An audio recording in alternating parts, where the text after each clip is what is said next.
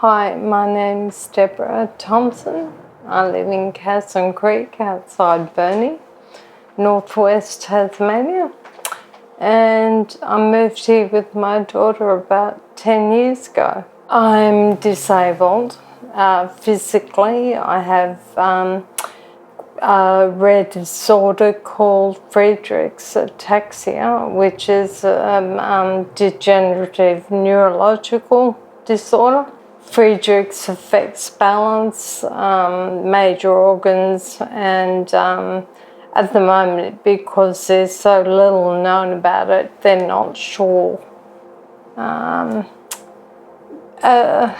the disorder will impact on me. It's a genetic disorder, so both parents had the recessive gene, and unknown to them. And when they gave birth to me, I got both of their recessive genes, and it lay dormant 45 years. Most people start getting symptoms very early in age and die by the time they're 25.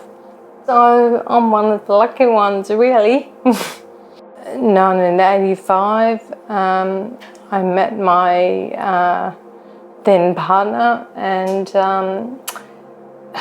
we ended up living together for 18 years, and he just became progressively more violent. I didn't really understand the dynamics of domestic violence at all, so I stayed with the abuser for 18 years.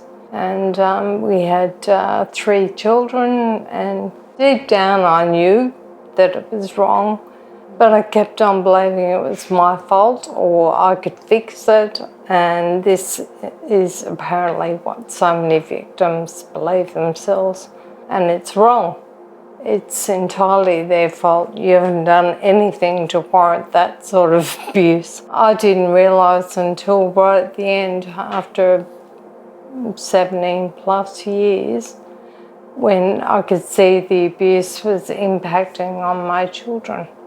And they were indirectly abused, but the emotional trauma was getting to the point where I knew I couldn't stay.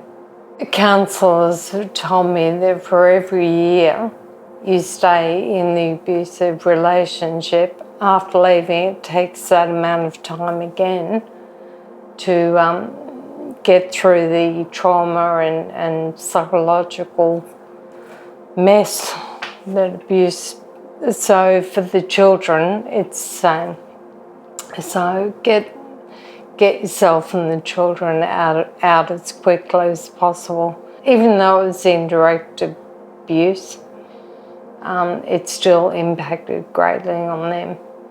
And they're only just starting to deal with it now. For a long time, I think probably 10 years after I left, until then, I struggled with friendships and relationships. I couldn't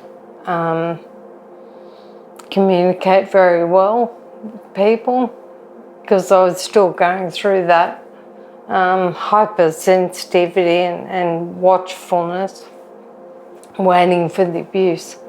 It takes a long time to get over that, just looking over your shoulder all the time. I think it's really important to get across the brainwashing element of domestic violence, because abusers more often than not start off being the white knight, the wonderful person you've been looking for all your life, and the narcissism comes out very quickly into the relationship. You find yourself sort of swept up in the moment, and very quickly they then isolate you, denigrate you, and that leads to verbal abuse, and then usually physical violence. Trauma bonds, where the victim doesn't see anything wrong with the relationship, they just think it's normal to be abused. Sort of like the Stockholm Syndrome, where if the abuser becomes apologetic after the abuse or very loving, the victim tends to hang on for those moments.